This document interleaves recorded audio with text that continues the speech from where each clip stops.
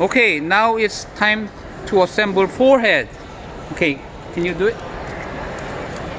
Okay, insert the top one to the hole inside.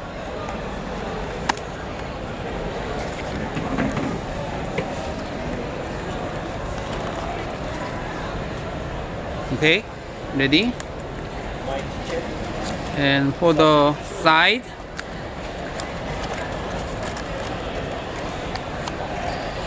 push all the head all the way. Okay, there are about 1 2 3 4 5 6 side of the forehead, so be sure to have the right hole. Find the right hole. Okay,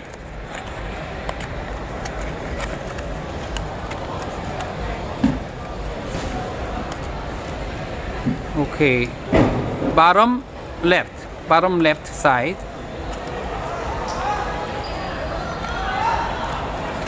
Okay, okay, bottom that was bottom right. Now working on the bottom left. Good, good. Yeah, I'll show you what look like inside, from inside. Okay, now forehead is finished, and then